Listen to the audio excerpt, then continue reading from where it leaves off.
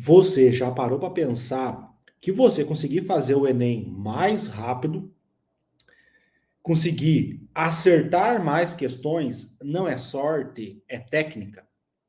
Você precisa de estratégia para você conseguir acertar mais questões? E na aula de hoje eu vou revelar para você 12 dicas secretas baseadas na neurociência da aprendizagem para que você consiga ter um melhor desempenho na prova. São diversas pessoas que vão fazer a prova do Enem querendo medicina. Então é fundamental que você tenha uma boa estratégia de prova, que você use técnica, método para fazer as questões de português, humanas e também a redação, porque assim você vai sair na frente dos seus concorrentes. Ou seja, você vai conseguir ter um desempenho muito melhor que eles. Então, o nosso objetivo hoje aqui é revelar essas 12 dicas, essas 12 estratégias para que você consiga ter um desempenho mais eficiente na hora da prova do Enem. Então, eu dividi essas 12 dicas em 4 dicas de português, 4 dicas de humanas e 4 dicas de redação. Então, fica comigo até o final, que eu tenho certeza absoluta aí que esse conteúdo aí pode ser um grande divisor de águas na sua preparação para que você consiga passar em medicina e ser o primeiro médico da sua família. Eu já consegui passar em medicina, hoje eu já sou médico e eu quero ajudar que você também consiga passar em medicina utilizando a neuroaprendizagem, a neurociência, para que você consiga acelerar esse processo e não ficar 3, 4, 5, 6 anos fazendo cursinho com a maioria das pessoas, porque elas não sabem como que o cérebro funciona, não sabem como estudar da maneira correta. E é muito comum que essas pessoas acabem desistindo da faculdade de medicina por não aguentar, né? Pô, 5 anos, 6 anos de cursinho, ninguém aguenta, né? É quase uma pós-graduação em cursinhos online, tá? Então, eu quero poder compartilhar com você esses conhecimentos, porque eu acredito que são conhecimentos aí que podem fazer uma grande diferença na sua vida e também na vida da sua família, né? Porque você passando em medicina, você vai prosperar, você vai ter prosperidade, você vai ter riqueza, você vai poder pagar um plano de saúde para sua família, vai poder colocar o seu filho ou quando você tiver filhos em uma escola particular. Então não é sobre você passar em medicina, é sobre o seu futuro, né? Muitas pessoas que estudaram comigo até hoje trabalham no supermercado, empacotando sacolas, motoboy, Uber, até hoje, porque não quiseram estudar. Acharam que estudar não era importante, acharam que estudar não era benéfico, queriam sair final de semana, encher a cara, tomar cervejinha no final de semana e estão até hoje lá no mesmo lugar. Até hoje, no mesmo lugar. Eu vou para minha cidade natal, tá lá, a pessoa no mesmo trabalho, ganhando um salário mínimo, até hoje, com a mesma condição, sem poder prosperar e reclamando da vida. E toda vez que aumenta o preço da gasolina, reclama, toda vez que aumenta o preço do arroz, reclama. E não é essa a vida que eu quero para você. E o mais louco é que poucas pessoas estão dispostas a sacrificar alguns anos da sua vida em prol de décadas de sucesso.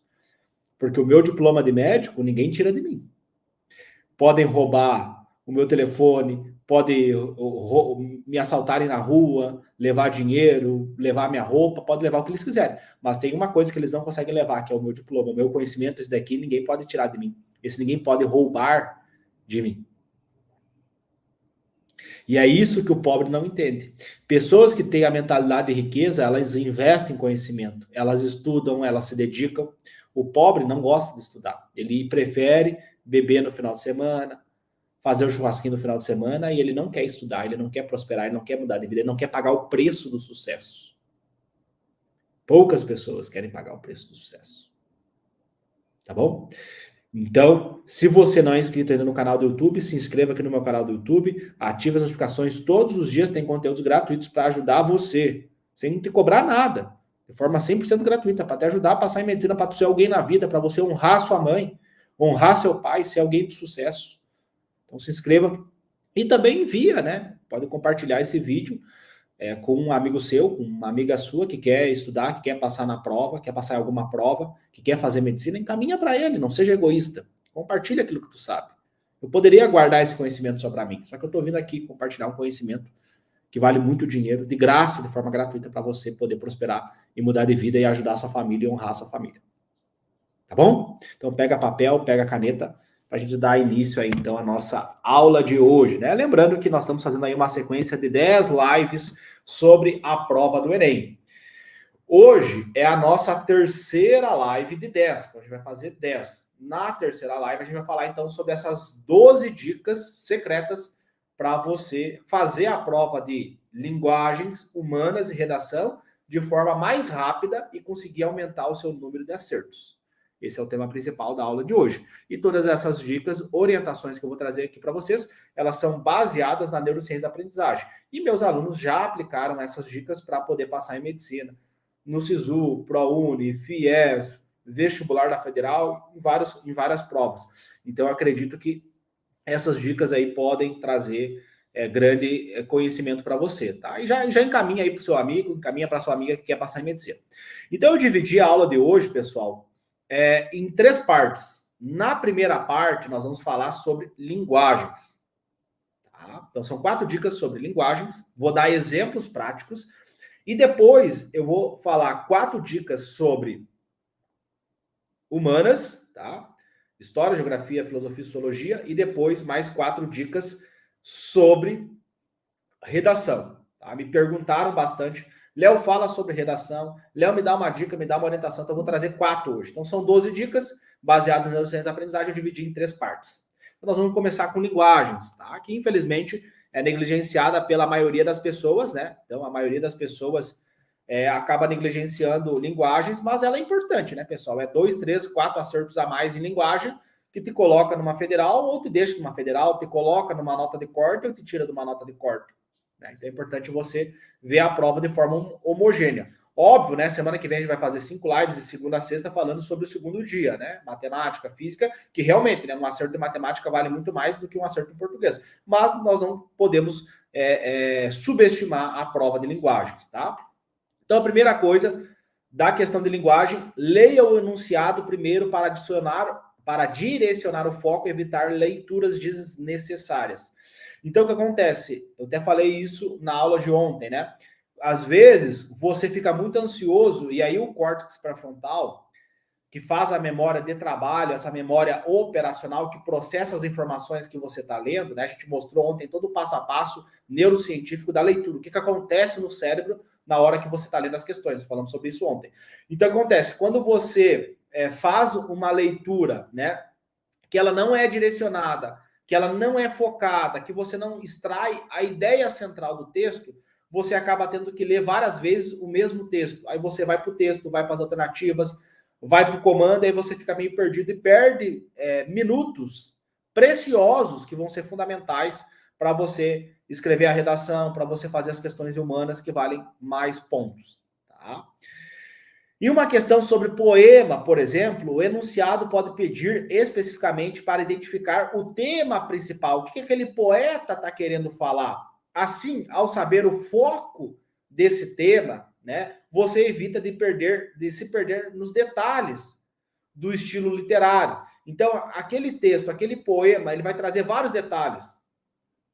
Joãozinho fez um churrasco, chamou os colegas dele da escola. Então, traz um monte de informação inútil. Né? Sendo que o texto está perguntando o porquê que o Joãozinho fez o churrasco com os amigos dele. Porque ele estava triste, ele estava pensando em se matar. Então, a alteração emocional, essa labilidade emocional do Joãozinho foi o que fez ele fazer o churrasco. Então, não interessa quem que estava no churrasco, porque o comando quer saber o porquê que o Joãozinho fez o churrasco. Estou dando um exemplo aqui esdrúxulo, tá? Para vocês entenderem. Então, esses textos literários, ou até mesmo um texto de jornal, né? Uma peça publicitária, uma campanha de vacinação, uma campanha que visa conscientizar aquele público, o leitor da mensagem, né? Então, entender o tema principal, focar no comando para você não fazer leituras desnecessárias, você não perder tempo. Anota aí. Essa é a primeira dica aí da parte de linguagens. Ok? Vão mandando as dúvidas de vocês aí, conforme eu for indo, eu vou tirando as dúvidas de vocês, tá? Segunda dica, então, da parte de linguagens. Identifique palavras-chave no comando da questão.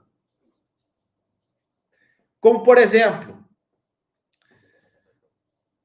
a intenção do autor, palavras-chave, né, que vão passar a mensagem central do texto. Então, por exemplo, naquele exemplo ali que eu dei para vocês, Joãozinho fez um churrasco porque ele estava triste, e aí ele chamou os colegas dele lá da época da escola, o vizinho dele, a tia dele, a prima dele. O comando quer saber o porquê que ele deu aquele churrasco e não quem estava lá. Então circula lá o porquê que ele deu, né? Só dando um exemplo aqui, estou inventando alguma coisa aqui na minha cabeça para vocês entenderem onde que eu quero chegar. Então, às vezes vai ter lá no comando, em perguntas que pedem, por exemplo, a intenção do autor,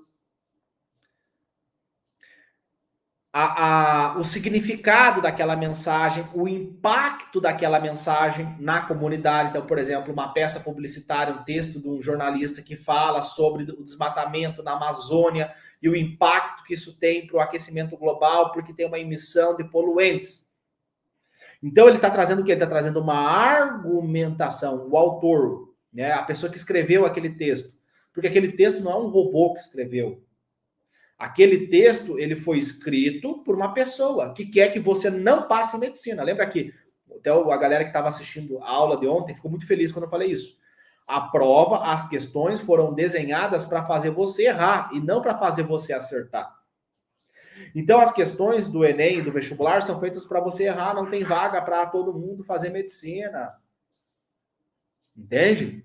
Então você precisa ganhar tempo e você tem que ter certeza, você tem que ter confiança na hora de marcar o X na alternativa correta, porque isso vai fazer você garantir uma vaga em medicina ou você ser reprovado. Ok? Tá? Então, segunda dica, identifique palavras-chave, identifique a ideia principal que o autor quer passar, circule essas palavras, veja a intenção do autor. Ok? Uma coisa que eu gosto de fazer também, que eu ensino para os meus alunos lá no Método Atentamente, é ver esse texto, qual que é a semântica desse texto? É algo positivo? É negativo? É um texto de argumentação? É um texto que está falando mal? Então, faça esses questionamentos. Terceira coisa, elimine alternativas absurdas antes de ler todas. Vai lendo a alternativa, a alternativa A não faz sentido, é uma coisa nada a ver, risca ela. Risca essa alternativa. Tá? Por quê? Porque aumenta a probabilidade de eu marcar a alternativa correta. Probabilidades são 5 alternativas, então é 20%. Então, se eu elimino essa, eu aumento a probabilidade de acertar essa questão. Tá? Em textos publicitários, por exemplo, alternativas que não têm relação com o propósito persuasivo do texto podem ser descartadas rapidamente, direcionando seu foco para respostas plausíveis. Então, aquele texto publicitário quer induzir as pessoas a parar de comer açúcar. Então, se tem uma alternativa falando sobre proteínas, você elimina ela, porque a ideia do texto é fazer as pessoas pararem de comer açúcar. Entendeu? Por isso que eu oriento os meus alunos, nós temos uma técnica lá, quem é meu aluno sabe, chama PBL ATM. Se tiver algum aluno meu, comenta aí. Quero saber se os meus alunos estão assistindo, porque essas lives, a ideia era para fazer só para os meus alunos, mas aí eu pensei em compartilhar para outras pessoas também, né? Não só os meus alunos. Lá no PBL-ATM, qual que é o primeiro passo do PBL-ATM? Fazer a análise cirúrgica. Então, o que eu vou fazer nessa análise cirúrgica? Eu vou fazer o quê? Eu vou destacar as informações. Eu vou ver as palavras, os termos. Joãozinho vai dar um churrasco. No entanto, a mãe dele não deixou ele fazer o churrasco. Esse, no entanto, está falando o quê? Está negando o que foi dito antes. Joãozinho morria de amores por Mariazinha. Todavia, ele era apaixonado por outra menina. Entende? Então, essas palavras vão me dando informações sobre esse texto, vão me dando o significado desse texto, vão me dizendo qual que é a linha de pensamento daquele autor, qual que é a linha de pensamento daquela peça publicitária. Né? Lembra que eu falei no começo da aula? Um acerto a mais ou um acerto a menos te tira de uma nota de corte. Te coloca em medicina ou te tira em medicina? Uma vaga em medicina vale R$1 milhão. Inclusive, tem pessoas que compram vagas em medicina. Né? Muito comum a gente ver isso. Pessoas vendendo vaga em medicina. Tá? Então, por isso que é importante você ver todas as questões com muita cautela. E, óbvio, saber identificar quais são as questões difíceis. Então, lembra lá o que eu ensino para vocês no método. Você classifica questões fáceis, questões intermediárias ou questões M e questões difíceis. Eu vou fazer 3 leituras da prova. Na primeira leitura, eu vou focar só nas questões F. Na segunda leitura, eu vou focar nas questões M, que geralmente eu fico em 2 alternativas. Eu fico em dúvida em 2 alternativas. E aí, na terceira leitura, aí sim eu vou para as questões D, que são as questões difíceis, que são aquelas questões que exigem muito pensamento, tem que ter uma interpretação, uma linha de raciocínio bem aguçada. Ok até aqui? Ó, a Kelly é a aluna. Tudo bem, Kelly? Kelly a Araújo aí é a nossa aluna, né? A Ana também, a Ana é nossa aluna, né? Participou do workshop emocional blindado. A Cláudia, PBL-ATM é a melhor forma de estudar, sou aluna. Isso aí, Cláudia. O PBL-ATM, ele te dá essa visão, né? Pensar a questão. Não só ler, não só decorar, mas tu pensar, pô, uma pessoa escreveu esse texto. O que a pessoa quer desse texto? Por que ela botou essa alternativa nada a ver? Botou essa alternativa nada a ver porque ela quer que eu erre a questão. São poucas vagas em medicina, não tem vaga para todo mundo. Então, a prova do Enem é uma forma de selecionar aqueles indivíduos mais bem adaptados para ingressar na faculdade de medicina. Léo, é a melhor forma? Não sei.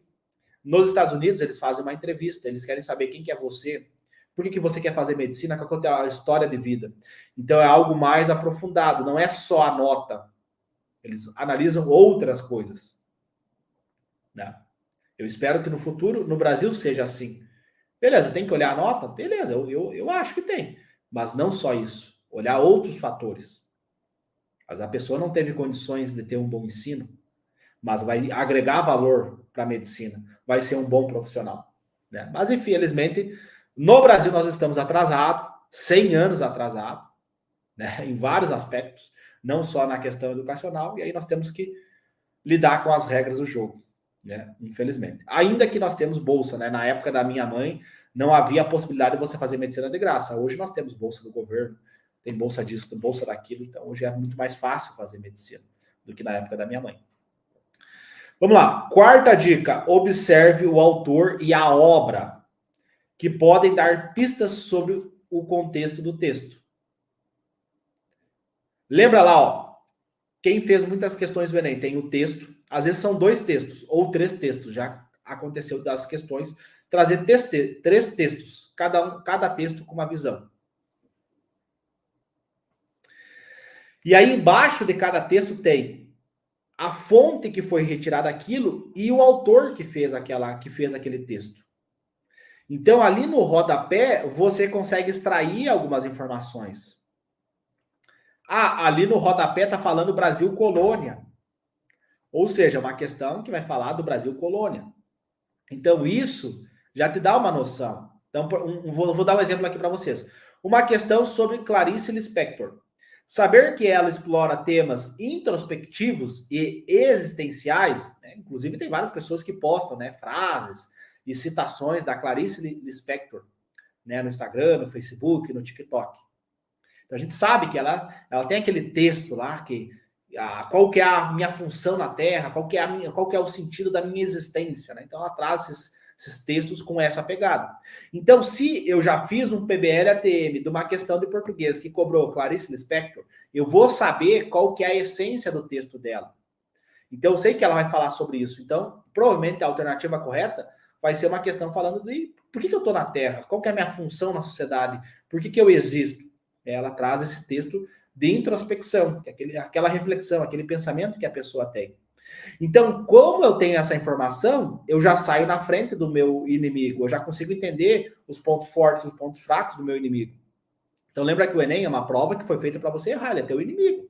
Ele não quer te ajudar, ele quer te prejudicar durante a prova. Por isso que eles botam 5 horas e 30 minutos. Eles não botam 5 horas e 30 minutos porque eles são bonzinhos. Eles colocam porque não tem vaga para todo mundo. Então, vamos botar um fator tempo que a maioria acaba a prova em 3 horas, não aguenta ler. O cara não consegue ler um livro, não consegue ler uma página do jornal, imagina ler 90 questões. Não aguenta. O brasileiro médio, o cara que fica o dia inteiro no TikTok, ele não aguenta ler uma página de um livro. Ele não aguenta sentar e ler uma página de um livro. E, quiçá, fazer 90 questões. Óbvio, né, que nós estamos falando aqui para pessoas que querem fazer medicina. Então, pressupõe que o cara quer fazer medicina, ele tem o hábito da leitura, ele tem uma pegada de estudo diferente. Então, o cara já chega na prova, por exemplo, quem é meu aluno, chega na prova, o cara fez 25 vezes o Enem em casa. Então, ele fez ali mais de 2.000 questões de humanas, né, do dia 1, mais de 2.000 questões, que ele fez uma análise cirúrgica, ele fez o brainstorm, ele fez o método investigativo, ele fez o mapa conceitual, ou seja, ele estudou a questão, ele não estudou a Clarice Lispector, ele estudou como que o Enem cobra esses tipos de autores. Entendeu a diferença? Uma coisa é você estudar a teoria, outra coisa é você estudar como essa teoria aparece na prova. Por isso que eu defendo a tese de você ir primeiro para a prática e depois para a teoria. Primeiro você vai para as questões e depois para a teoria. Essa é uma tese que eu defendo. Faz sentido para vocês? Então, é importante agora, nesses últimos dias, quem é meu aluno, revisar bastante os PBLs ATM, olhar esses PBLs ATM, fazer um bom GPOM, né, o Guia Padrão Ouro da Memorização, para você direcionar o teu estudo para aqueles assuntos que são mais prevalentes. Então, quando eu faço provas antigas, quando eu baixo lá a prova do Enem 23, do Enem 22, do Enem 21, e eu faço essas questões, o que eu estou fazendo? Eu estou conhecendo o meu inimigo. Eu estou indo para o campo de batalha e conhecendo o meu inimigo, sabendo quais são os pontos fortes do meu inimigo, quais são os pontos fracos do meu inimigo. Porque o meu inimigo, ele não quer que eu passe, as questões são feitas para mim errar. Então, quando eu tenho essas informações do meu inimigo, eu entendo como que ele cobra as questões, eu entendo que ele sempre coloca 2 alternativas nada a ver, e ele deixa o gabarito entre 2 alternativas, eu vou ganhando informações para o meu inimigo. E aí a minha velocidade de leitura aumenta. O meu direcionamento, eu vou focando nas questões. Né? Tem alunos que comentam para mim, Léo, só de bater o olho na questão, olhando o gráfico da questão, vendo as alternativas, eu já sei que essa questão fala sobre função do primeiro grau. Então, como ele fez tantos simulados de matemática e exatas, ele bate o olho na questão e já sabe. Pô, Léo, essa questão aqui é uma imagenzinha ali, é uma peça publicitária. Então eu sei que ele vai vir querendo a função da peça publicitária, porque eu já fiz várias questões falando sobre a função da peça publicitária.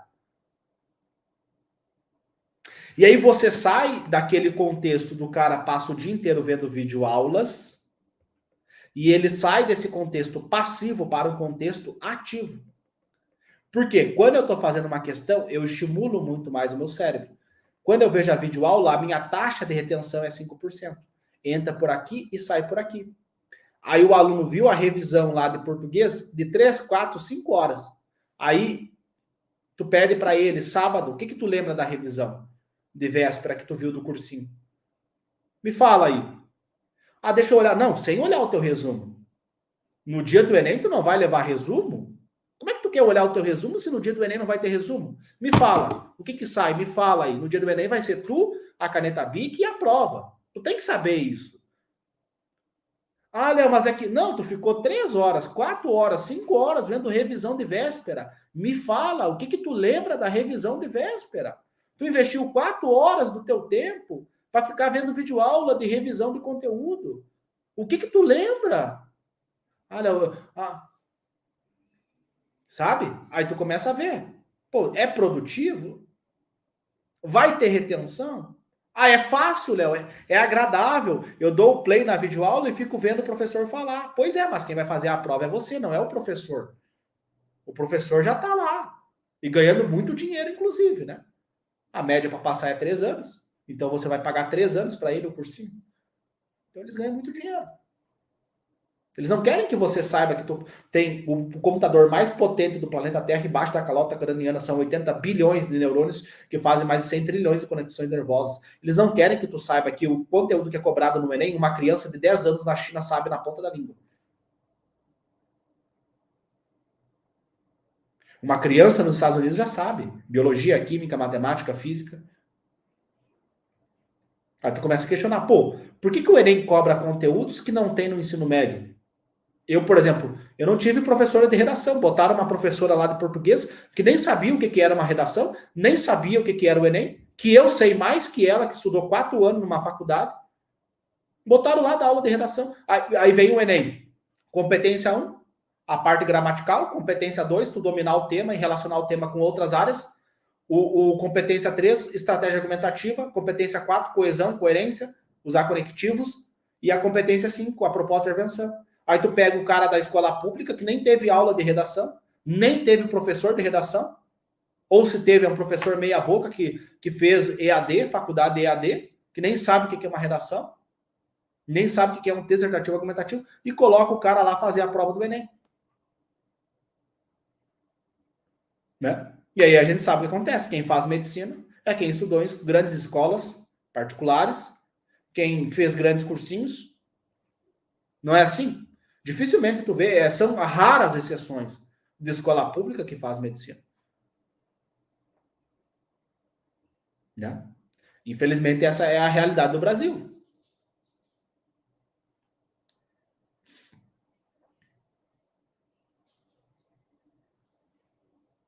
Beleza, meus queridos? Estão falando aí sobre 4 dicas, tá? Sobre o português, ok? Eu montei um material, vou disponibilizar depois para os meus alunos, aí vai ter todos os exemplos aqui escritos para vocês, tá? Depois eu vou mandar esse PDF, vou postar lá na comunidade, né? Na nossa comunidade PMF, Primeiro Médico da Família. Vou mandar lá na comunidade para vocês esse PDF que eu montei da aula de hoje, tá? Então, falamos em português, agora vamos para humanas. Ok? Quinta dica, então, são 12 dicas, né? Vamos para a quinta dica. Preste atenção no contexto histórico e relacione com o que você já sabe. Então, lembra lá que o PBL ATM, né? O Problem Based Learning. Você faz o quê? Faz análise cirúrgica e depois você vai para o brainstorm. O que eu já sei desse conteúdo, qual é a relação desse conteúdo com outras áreas e como que o meu inimigo pode cobrar questões sobre esse conteúdo. Então, teve uma questão sobre Getúlio Vargas. Ano que vem pode ter uma questão sobre o Estado Novo de Getúlio Vargas. Pode ter uma questão sobre o suicídio de Getúlio Vargas. Então, eu vou usando a minha mente, eu vou refletindo. Beleza, meu inimigo cobrou esse pedaço, o conteúdo ele é desse tamanho. O meu inimigo cobrou esse pedaço. E ano que vem ele vai cobrar o mesmo? As questões do Enem não se repetem. Então, pode ser que ele cobre esse outro pedaço do conteúdo. Então, eu vou ter o conteúdo, imagina uma régua, imagina um pedaço de madeira, o conteúdo, e aí o Enem não tem como fazer uma questão cobrando todo o conteúdo. Então, ele escolhe um pedaço do conteúdo para cobrar aquela questão. Só que o Enem não é burro, ele sabe que as pessoas estudam com questões. Ele sabe que as pessoas pegam provas antigas para estudar. Então, ele não vai cobrar o mesmo conteúdo, mas a partir do como ele foi cobrado, eu posso prever como pode haver uma nova cobrança daquele conteúdo. Então, em vez de eu estudar o conteúdo inteiro, eu estudo os pedaços que são mais cobrados através do direcionamento da questão. Porque o meu aluno, tá? E aqui eu não estou falando para quem tem o dia inteiro para estudar. O meu aluno, a maioria deles, não tem o dia inteiro para estudar. São pessoas, assim como eu, que vão conciliar o estudo para passar em medicina com algum trabalho. Então, esse cara não tem o dia inteiro para ficar vendo videoaula e aprender todo o conteúdo, e esquecer semana que vem. Então, esse cara, ele tem pouco tempo, 2, 3 horas por dia, 4 horas por dia, e em alguns casos, 5 horas por dia. Então, ele tem que focar naquilo que realmente é importante do conteúdo, não vai dar tempo de estudar tudo. Por exemplo, um exemplo de matemática. Em matemática, eu estudei 5 conteúdos. Em física, eu estudei 4 conteúdos. Ah, Léo, mas no edital fala 30 conteúdos. Sim, fala 30 conteúdos. Só que eu peguei a estatística da prova e vi que 5 conteúdos representam 70% da prova. Com 30 acertos, tu passa em medicina e matemática. Então, por que eu vou estudar tudo? Eu não tenho tempo para estudar. Filho de empregada doméstica, tem que trabalhar na academia, eu tenho poucas horas de estudo por dia, então o que eu vou fazer? Eu vou direcionar para os conteúdos que mais caem. E óbvio, e os outros conteúdos, Léo, deixa para quem estudou escola particular, quem é ampla concorrência, quem quer passar na USP, deixa para eles saber fazer. Aquelas questões da NASA, deixa para eles. E aí vem um outro ponto, que é a estratégia de prova, tá? Beleza. Então, pessoal, aqui na parte de humanas, você tem que pensar no contexto histórico que aquela questão está falando. Se é Idade Média, se é Brasil colônia, se é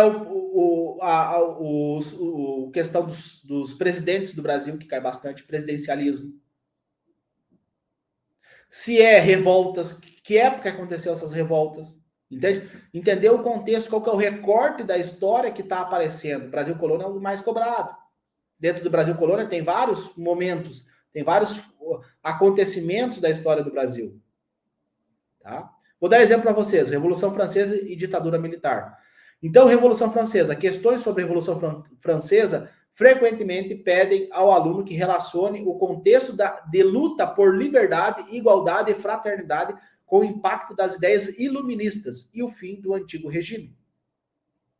Então, através dessa informação, eu já consigo acessar algumas caixinhas, né? Um exemplo que eu dou para os meus alunos para eles entenderem o que é memória no cérebro. Imagina que são várias caixas que tem dentro da sua mente. Imagina uma sala com várias caixas. E aí cada conhecimento fica numa caixinha específica. Então, quando eu entendo que, é uma questão que fala sobre a Revolução Francesa e eu abro essa caixinha de Revolução Francesa e eu entendo que essa questão pode cobrar sobre luta por liberdade, sobre as ideias iluministas, sobre o fim do antigo regime, eu já consigo fazer o quê? Eu já consigo fazer uma leitura direcionada. E aí, durante a leitura, eu já vou abrindo essa caixinha. Por isso que eu falo para os meus alunos, e é a maior tese que eu tenho, a prova do Enem, tá? É uma prova de memória. Ponto. A prova do vestibular, a prova do Enem é memória. Quem lembra mais, passa. E quem não lembra, não passa. Se eu não lembrar da fórmula, eu não vou fazer a questão. Se eu não lembrar do argumento da redação, eu não consigo ir bem na redação. É tudo sobre você lembrar. Já pararam para pensar sobre isso, pessoal? E aí tu vê o que o cara fez ao longo do ano inteiro. Vê videoaula. Videoaula estimula a memória? Não. Léo, não acredito em você. Então veja uma videoaula no YouTube. Depois de acabar a videoaula, pega uma folha em branco e escreve o que tu aprendeu. Ou melhor, espera um dia para ver se tu teve memória de longo prazo e escreve o que tu aprendeu. Não precisa acreditar em mim. Sem olhar no resumo, né? Porque no dia do Enem tu não leva resumo. Não sei se vocês sabem, né? Mas só vai entrar você, a garrafinha d'água, a caneta Bic e o telefone. Recomendo nem levar telefone, né? Porque se apitar o telefone no meio da sala, tu é jogado para fora. Então percebe que...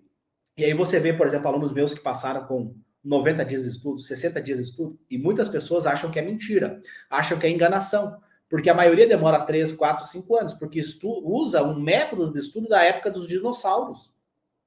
É uma metodologia de estudo da época dos dinossauros. As pessoas não sabem memorizar, não sabem nem o que é memória, não sabem o que é codificação semântica. E fica lá estudando de forma errada. E aí chega na hora da prova, não lembro, aí chuta as questões. Tá? Então anota aí, o que eu quero que você leve para casa hoje, da aula de hoje. O Enem é uma prova de memória. Tá? Vou dar um exemplo também de ditadura militar. Questões sobre esse período histórico podem abordar temas como censura, repressão, movimentos sociais. Compreender o contexto e relacioná-lo ao período ajuda a responder questões sobre as justificativas do governo militar para o autoritarismo. Porque na cabeça dele estava certo o que eles estavam fazendo. Então, quando eu entendo o contexto histórico daquela questão e quem fez muitos simulados, muitas provas antigas, bate o olho na questão e já sabe o que a questão está falando. O cara já sabe, essa questão aqui é ditadura militar. Essa questão aqui é diretas já. O cara já vai entendendo. Aí, por exemplo, aí o aluno mais sagaz, que fez muito PBL-ATM, que fez muita análise cirúrgica, ele já vê, essa questão aqui vai relacionar a época da ditadura militar com a Guerra Fria. Porque o Enem gosta de fazer esse intercâmbio. Então, ele pega o conteúdo A com o conteúdo B. E ele relaciona os conteúdos. Guerra Fria e ditadura militar. Então, ele relaciona os conteúdos. Então, isso mostra o quê? Provas modernas. Provas modernas são provas que fazem o aluno pensar. Tu tem aqui embaixo da calota craniana o computador mais potente do planeta Terra.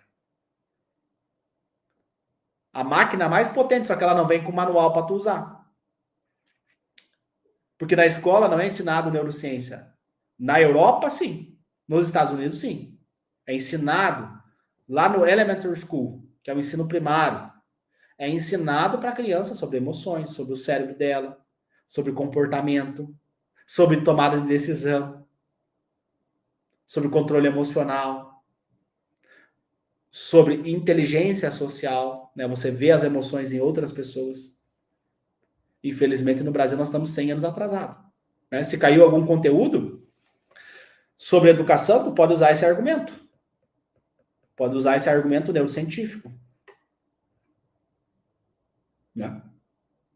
Que é fundamental que haja o ensino das neurociências no ensino primário, para que as crianças consigam compreender suas emoções, seus comportamentos e sua tomada de decisões, que é baseada na alteração de químicos no cérebro, como, por exemplo, dopamina, serotonina, ocitocina. Ponto.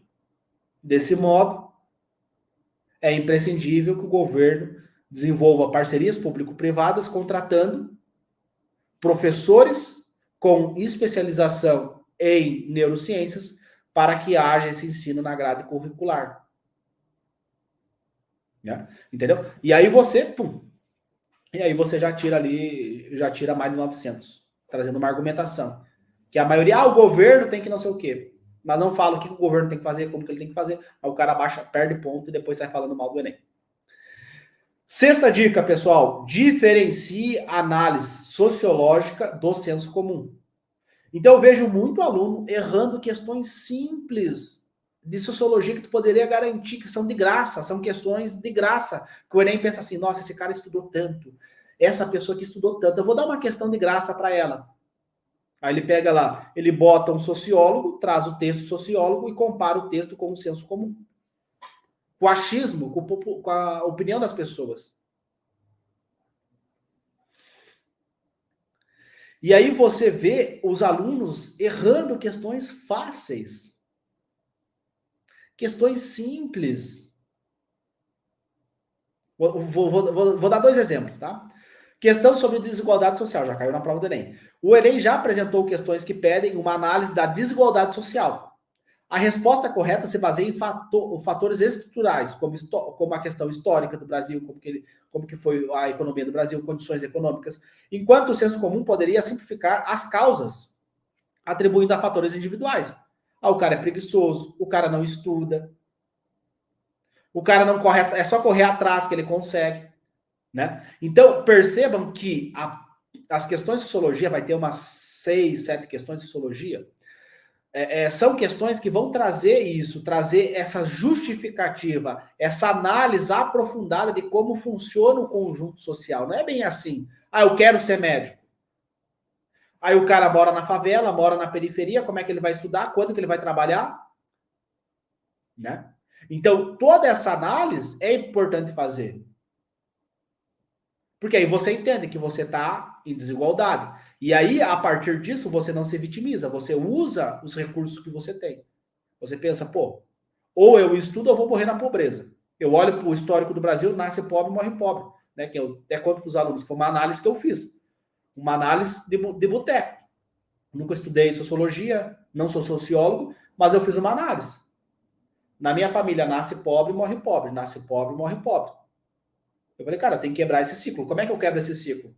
De forma honesta, né? Porque todo dia tem mensagens de plataformas de jogos online, né? Apostas e coisas, para mim divulgar isso. Só que é uma coisa que não faz sentido para mim. Como é que eu vou divulgar um troço que vai destruir a vida das pessoas? Então, estou falando aqui de você ascender na vida de forma honesta, sem fazer nada errado. Então, eu pensei, cara, o que eu tenho que fazer? Eu tenho que estudar. Meu pai não estudou, meu avô não estudou, meu bisavô não estudou. Então, eu vou ter que estudar. Isso pressupõe o quê? Não sair final de semana, andar de ônibus, guardar dinheiro, que o dinheiro odeia o bolso do pobre, né? Guardar dinheiro, investir esse dinheiro, comprar conhecimento, livros. Tu vê o cara gasta R$100, R$150 para fazer o churrasco do final de semana. Mas tu não vê a pessoa gastando R$100 para fazer um curso. R$50 para comprar um livro. Tem livros na Amazon que custa R$15. Tu não vê a pessoa fazendo esse movimento. Mentalidade de pobreza. Então, essas questões vão trazer essa questão estrutural, são pensadores, eles estudam a sociedade como um organismo vivo, que está em constante mudança. Tá?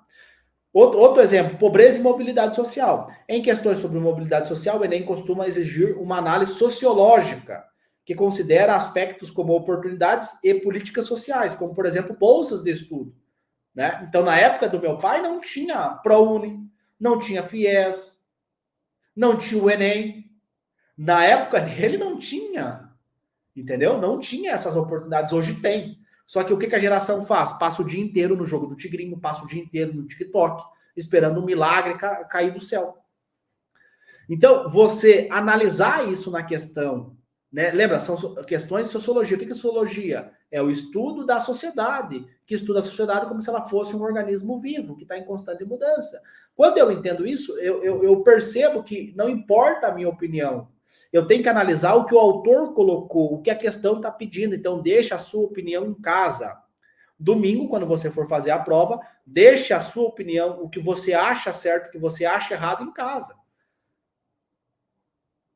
Por exemplo, eu sou contra esse modelo de avaliação que olha só a nota do aluno. Eu sou contra, mas eu não vou levar isso para o Enem. Eu deixo em casa. Né? Talvez no futuro haja outras formas de você ingressar na faculdade de medicina. Que possibilite mais pessoas de baixa renda que vêm da periferia ingressar no ensino superior. A gente sabe que na prática não é bem assim. Porque medicina tu é o dia inteiro. Né? Enfim, eu fico muito feliz. Hoje, eu acho que o algoritmo está mandando muito vídeo para mim. Eu vejo vários estudantes, a maioria mulheres, né? Mulheres que vieram da periferia e que hoje fazem medicina. Na minha época não havia esse tipo de coisa. Então hoje eu fico muito feliz por isso. Tá? Beleza, falamos sobre a sexta dica. Vamos para a sétima, tá? Nos textos de filosofia, foque na ideia central. Então, a mesma narrativa que eu trouxe para vocês de história, do contexto histórico, aqui você tem que entender mais ou menos quais são os autores que caem na prova, quais são os autores mais cobrados e qual que é a linha de pensamento daqueles autores.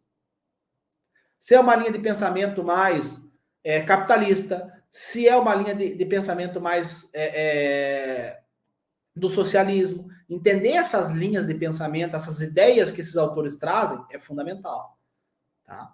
Então, por exemplo, o conceito de contrato social do Rousseau. O Enem já abordou o pensamento de Rousseau, pedindo que o aluno compreendesse a ideia central do contrato social, que defende a vontade geral e a legitimidade do poder com base na participação popular. Então, ele traz essa visão, né, que as pessoas têm que participar da construção da sociedade, né? E que é fundamental que haja uma vontade geral, que é o, por exemplo, que a gente vê nas eleições. Então, vai ter vários candidatos e a gente vai votar naquele candidato que faz mais sentido para nós, né? Através daquelas linhas de pensamento. Então, por exemplo, eu votei num candidato que eu achei que ia aumentar o acesso do pobre na educação, só que só prejudicou. Entendeu?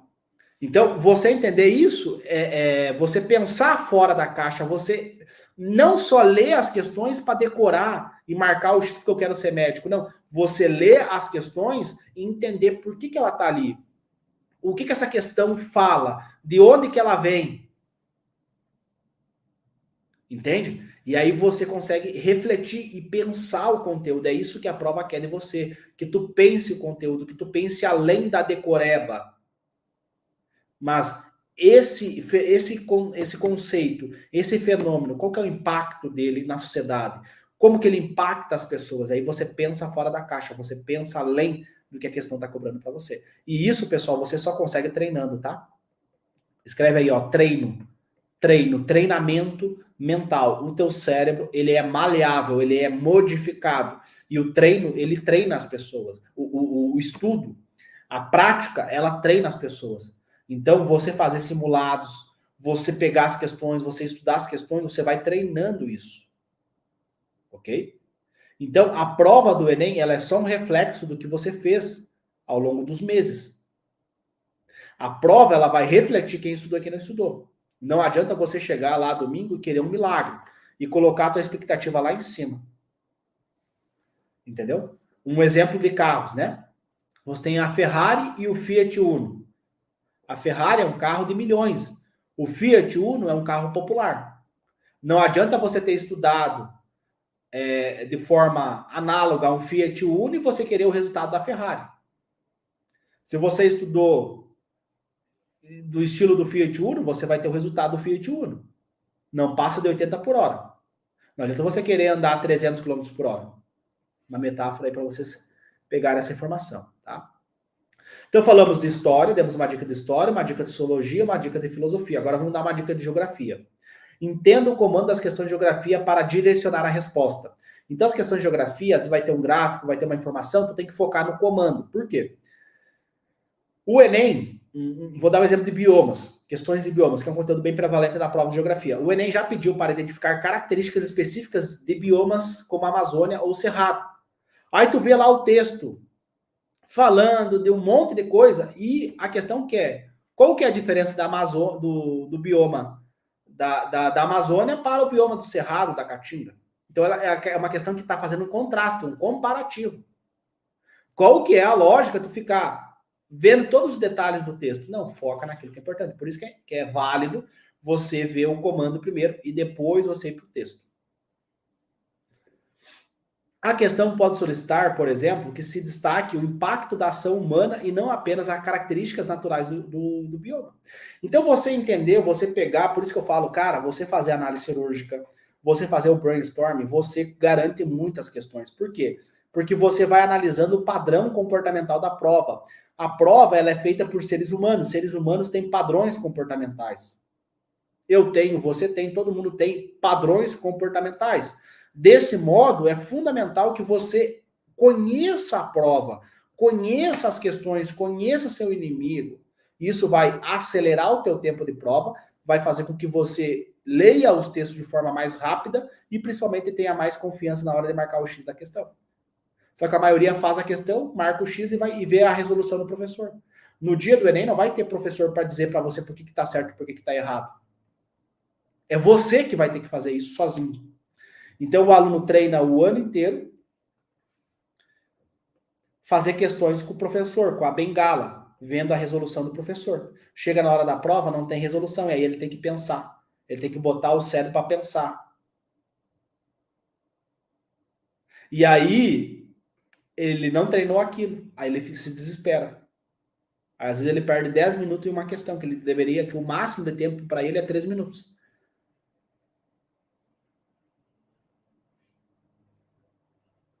É o que mais acontece. Faz milhares de questões, mas só foca na resolução do professor. Ele não cria uma resolução. Ele não cria um significado. Por que é assim? Tu tem que fazer essa reflexão, essa conclusão, tu tem que fazer sozinho. Entende? Outro exemplo, tá? Geografia. Questões sobre urbanização, conteúdo cai bastante. Em temas sobre urbanização, o comando pode solicitar uma análise do crescimento das cidades ou dos impactos ambientais, né? A cidade cresce, mais prédios, mais pessoas morando ali, isso gera impactos ambientais.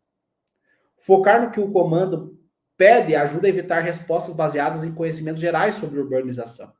E ele vai colocar pegadinha, ele vai colocar alternativas para induzir você a errar. Então, o comando quer o impacto do crescimento da cidade no ambiente, desmatamento e coisa. E aí ele bota uma alternativa falando sobre o crescimento das cidades. Entendeu? Então, ele induz você a errar, ele induz você ao erro, porque não tem vaga para todo mundo. Repito, não haverá vaga para todo mundo. Tá? Então, oitava dica de questões de geografia, foque no comando e analise o que a questão quer daquele texto. Porque aí, assim, na hora de você fazer as alternativas, você consegue ter mais clareza. Tá?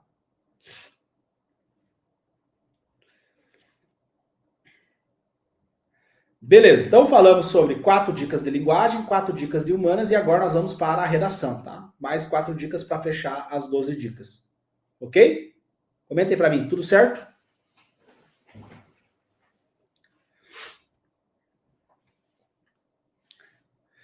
Então vamos lá, pessoal. Nona dica, tá? Sobre redação, escreva um rascunho das ideias principais para estruturar a redação seguindo o modelo ATM-RED. Tá? Então, antes de você sair escrevendo a redação, escreva um rascunho, uma estrutura da sua redação.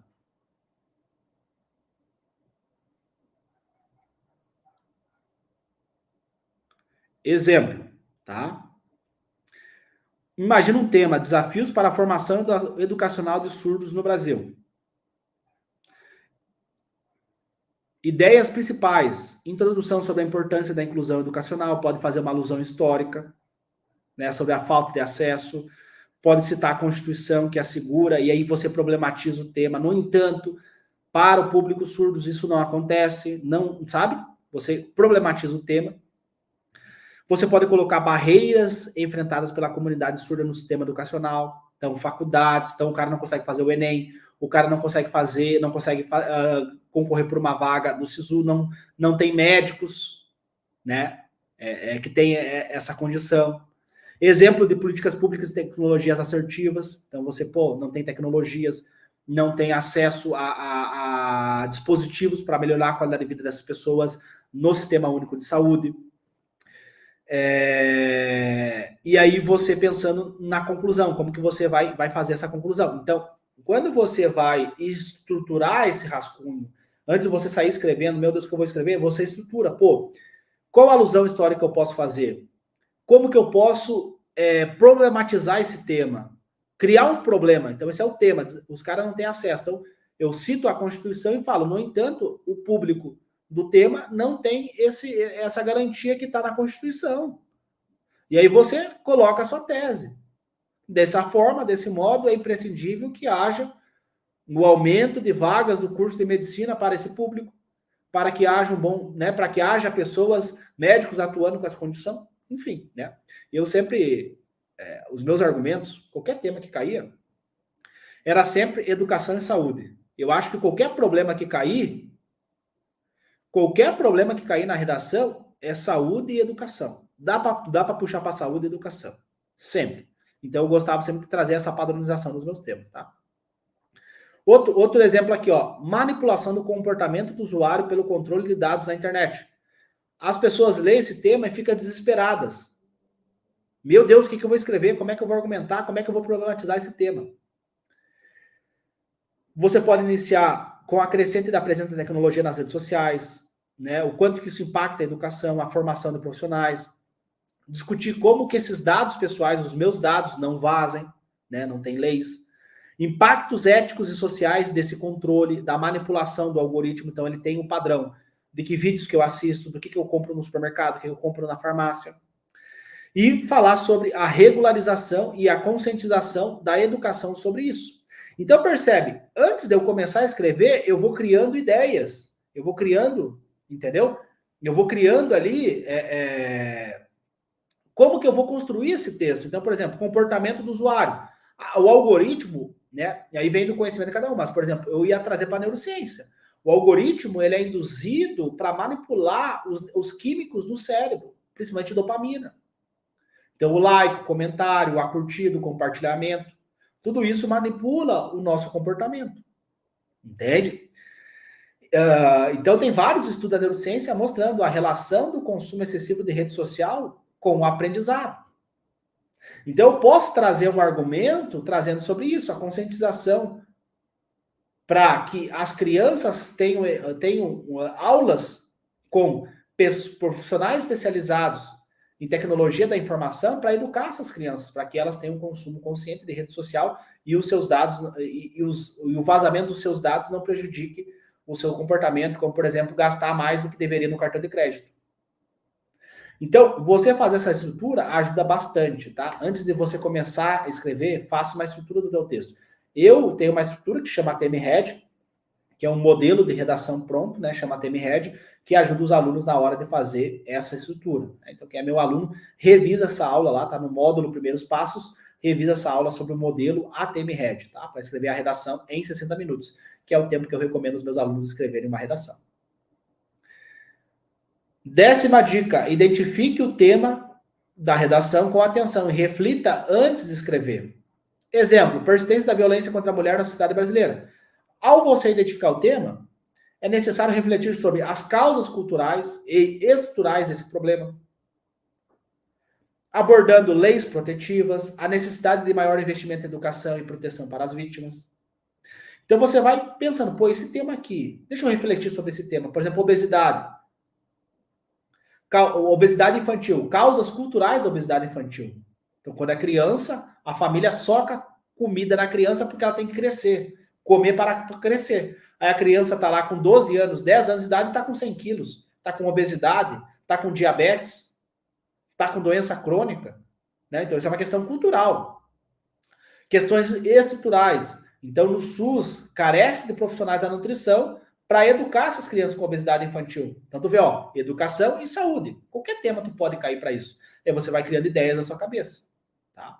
Então, você divide sempre as suas ideias, tu pega o tema e coloca introdução, desenvolvimento e conclusão.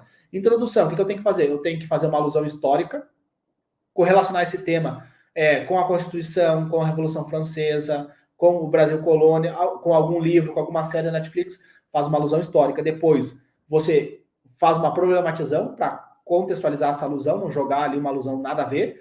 Depois você coloca a tese e aí você coloca essa tese argumentando para alguma coisa. Falta de educação, prejuízo da educação, saúde. Aí tu vai para o desenvolvimento. No desenvolvimento são 2 parágrafos. O primeiro, tu coloca um tópico frasal para o cara que está lendo entender o que tu vai falar, correlacionado com a tua tese. Depois você vem com uma estratégia argumentativa, pode citar algum fato biológico, algum conhecimento de geografia, de história. Depois você pode usar uma citação, e aí, por fim, você finaliza o parágrafo com uma conclusão daquela ideia central ali daquele parágrafo, problematizando mais ainda o tema e correlacionando com a sua tese. E a conclusão, então, você vai resolver aquele problema. Quem que vai resolver o problema? O que vai ser feito? Como que vai ser feito? E o detalhamento. Eu pego, às vezes, na mentoria, redações de alunos que o cara só jogou, o governo tem que criar emprego. O governo não cria emprego, a não ser que ele vá abrir um concurso público. Então, tu coloca lá. É fundamental que o governo, através da abertura de novas vagas para a contratação de policiais, abra novos editais, faça concurso público, enfim. E a finalidade disso, para que haja uma redução da bandidagem, da criminalidade. Tem que ter, pessoal, não adianta, o governo não cria emprego, a não ser que ele abra um concurso público. Então, eu acho mais válido você colocar. E é fundamental que, através de parceria público-privada, haja a contratação de profissionais, entende? Então, você dá o que vai ser feito, como que vai ser feito e a finalidade daquilo que vai ser feito. Tá? Ó, a Isadora Borges comentou, né? O uso do ATM-Red realmente ajuda muito e poupa muito tempo na hora de fazer a redação. Exato, né, pessoal? É um protocolo que tu usa ali para ganhar tempo na hora da redação. Tá? Então, pega o tema e divida ele em 3 partes: introdução, desenvolvimento e conclusão. Dica número 11, tá? Estamos chegando ao fim. Antes de eu falar a dica número 11, já compartilha aí, pessoal. Compartilha essa live. Tem um botãozinho aqui. Compartilha com o teu amigo que está perdido nos estudos. Compartilha com aquela pessoa lá que está estudando para fazer alguma prova. Manda para o teu amigo. Né? Não custa nada aí você também compartilhar conhecimento com pessoas para você querer incentivar elas a prosperarem, a vencerem na vida honestamente através dos estudos. Tá? Dica número 11. Mantenha o fluxo sem interrupções, para evitar a perda de raciocínio. Então, estou falando de redação. Então, não fica... escreve para, fica viajando na maionese, né? O cara fica viajando na maionese, fica pensando na morte da bezerra. Cara, foca na redação. O que eu gosto de dividir? Eu divido em 3 partes, tá? Primeira parte, rascunho, ATM-Red. Segunda parte, você faz o rascunho na folha, né? Tem a folha de rascunho, tu escreve o texto na folha de rascunho, e terceira parte, tu passa limpo. Então, eu gosto de quebrar essas 3 partes com questões. Então, fiz a primeira parte do rascunho, do ATM-Red, da estrutura, vou para as questões de português. Fiz a parte do rascunho, passei as ideias que eu tive, coloquei no papel na folha de rascunho, vou para as questões e volto depois e finalizo passando ali para a redação. Então, não fica quebrando o fluxo de escrita. Tá? Escrevi introdução, vou fazer questões. Não. Mantenha ali aquele fluxo. Tá? Por quê, pessoal? Porque quando a pessoa quebra esse fluxo, ela perde a linha de raciocínio dela. E aí tu vê muito comum os alunos com argumentos fracos.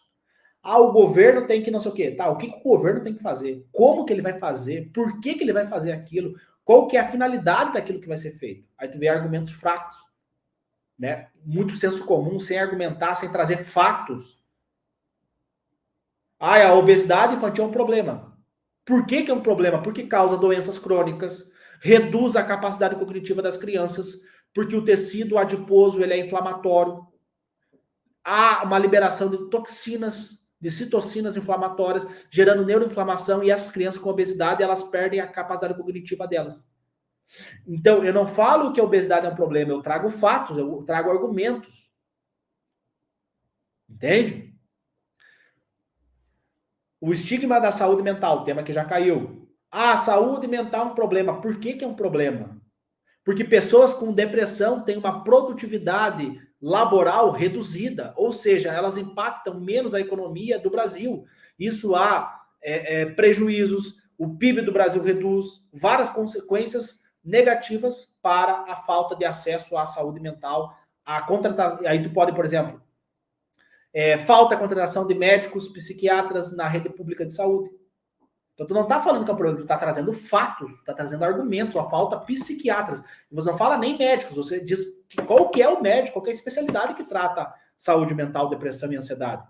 Então, a pessoa com crise de ansiedade, ela falta o trabalho. Se ela falta o trabalho, isso impacta o dono da empresa. O dono da empresa ganha menos dinheiro. O dono da empresa paga menos imposto. Então, eu trago fatos, eu trago argumentos para a minha redação. O estigma da saúde mental é um problema. Por que é um problema? Quem falou que é um problema? Me traz exemplos, me traz fatos. Entende?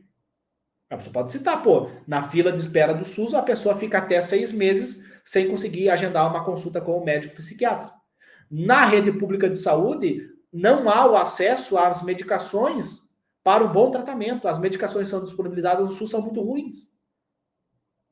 São precárias. Não são as medicações padrão ouro. Entende? E aí, você mostra, pô, esse cara entende o que ele está falando. Ele tem argumentos, ele tem dados, ele tem fatos. Ele não está só jogando aqui uma decoreba que ele viu numa videoaula do YouTube, numa revisão de véspera do YouTube.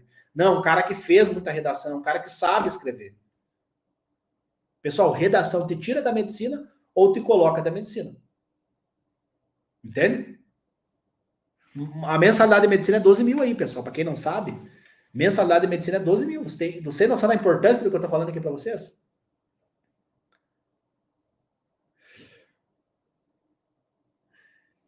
Dica 12, pessoal. E última dica aí para a gente finalizar, então, a nossa terceira live. Lembrando que são 10 lives, né? São 10 lives aí falando só sobre a prova do Enem e usando a neurociência para justificar os meus argumentos aqui, tá? Então, nada que eu estou falando aqui eu tirei da minha cabeça.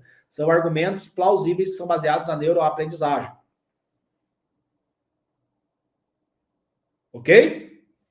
Reserve tempo para revisar e corrigir detalhes finais da sua redação. Então, lá na hora que tu vai passar limpo, toma cuidado para não cometer erros. Léo, quais são os maiores erros? Tá? Então, eu mapeei aqui os principais erros que acontecem na hora da redação. Tá tudo escrito aqui. Quem já é meu aluno lá do Método Atendimento, eu vou mandar esse PDF aqui que eu acabei de fazer e vou disponibilizar para vocês lá na comunidade PMF, comunidade Primeiro Médico da Família, que é a comunidade dos alunos do Método, tá?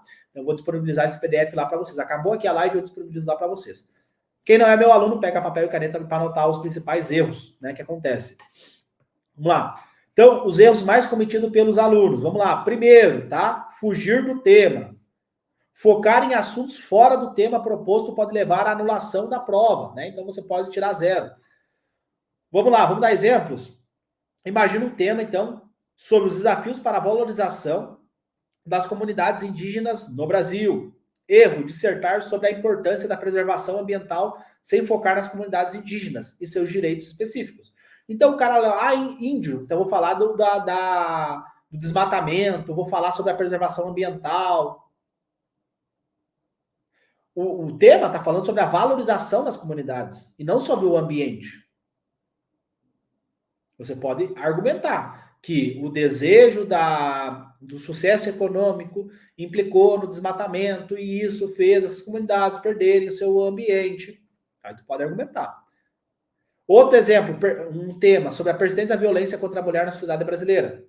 Erro, focar na violência em geral. abordando crimes como assaltos ou violência urbana, sem destacar o problema específico da violência contra a mulher. O tema não quer saber sobre a violência contra o homem, o tema quer saber sobre a mulher. Aí você pode até fazer uma alusão histórica, né? Sobre o impacto da mulher na sociedade brasileira, o quanto que ela impactou de forma positiva, pode fazer uma alusão histórica.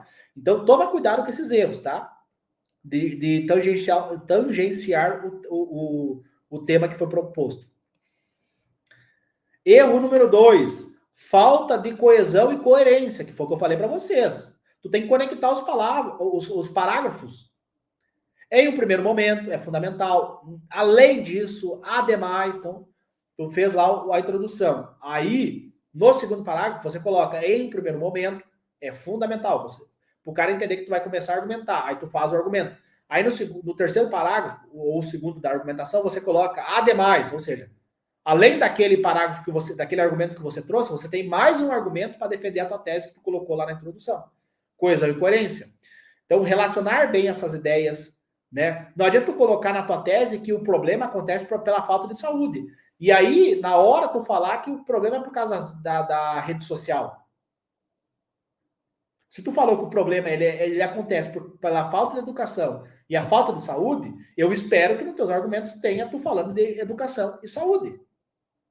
Então, conectar os textos, isso é fundamental. Vamos lá. Exemplo, mudanças de ideias abruptas. Começaram o parágrafo falando sobre a importância da educação, mas sem uma transição adequada. Mudar para as políticas públicas sobre saúde. Começou falando educação, termina o parágrafo na parte de educação. Problematiza, fala mal do governo, cria um problema. E aí no próximo tu fala de saúde. Não adianta no mesmo parágrafo tu querer mudar e falar de saúde. Outra coisa, conflito de informações. Afirmar que a inclusão digital no Brasil é ampla e logo em seguida dizer que poucas pessoas têm acesso à internet. Tu falou que a inclusão digital no Brasil acontece, que nas escolas tem tablet, que não sei o quê, e depois tu fala que poucas pessoas têm. Não faz sentido. Tem que tomar cuidado com esse contraste. Tu fala que o governo tentou ampliar o acesso a tablets nas escolas, porém, existem pessoas em comunidades carentes que não têm acesso. Né? Então, você trouxe coerência, coesão na tua narrativa. Terceiro erro, que é os erros gramaticais, né? Esse daí perde muito ponto, tá?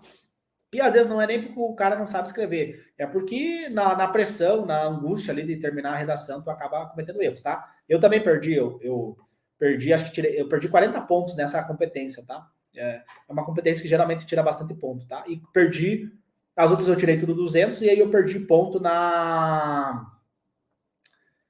acho que foi na competência 2, eu não me lembro. Tá? Eu perdi 60 pontos, né? Tirei 940, então foi 60 pontos que eu perdi, tá? Eu não lembro se foi na argumentação, que é a 3, ou se foi na 4, tá? Eu não lembro exatamente, mas eu perdi 40 só na 1. Tu vê que bizarro, né? Então, a 5 eu tirei 200, e na 1, só na 1 eu perdi 4, porque é a parte da gramatical. Concordância verbal, né? E crase, tá? São os que o pessoal mais erra. Léo, me dá exemplos, claro. Exemplo, concordância verbal. As pessoas vão ao mercado. As pessoas vão ao mercado. Erro clássico, tá?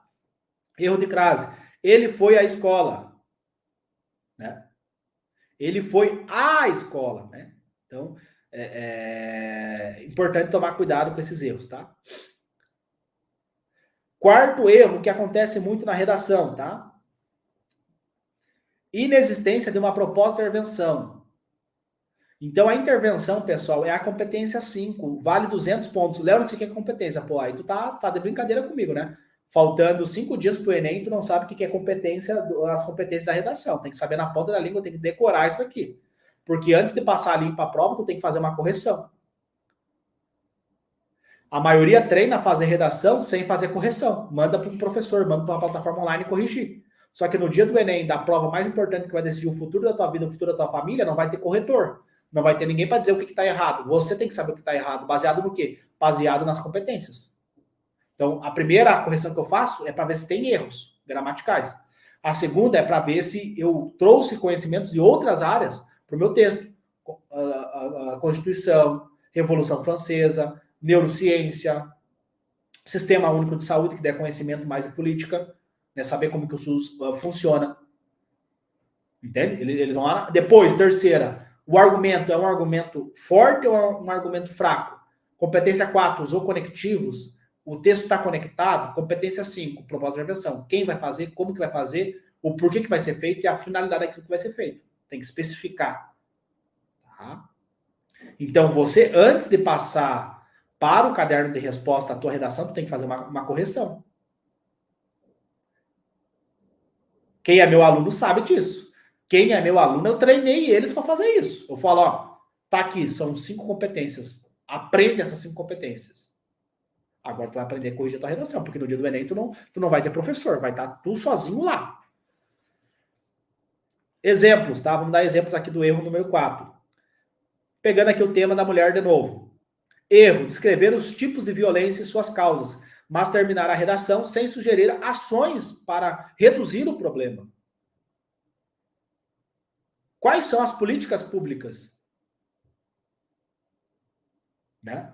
Então, é fundamental que haja o aumento do número de delegacias da mulher através da abertura de concursos públicos.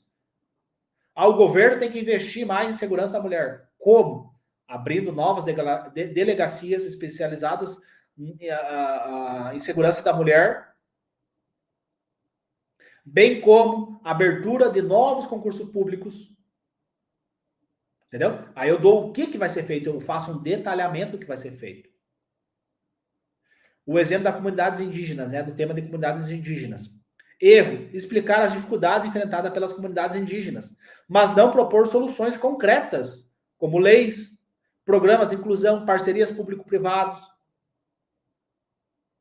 né, levar saúde para essa comunidade. Então, vamos abrir a prefeitura, onde são sediadas essas comunidades indígenas, abrir um concurso público para contratar médicos e dar uma formação para esses médicos sobre essas comunidades para que haja o acesso à saúde. Havendo acesso à saúde, elas vão trabalhar mais, sabe?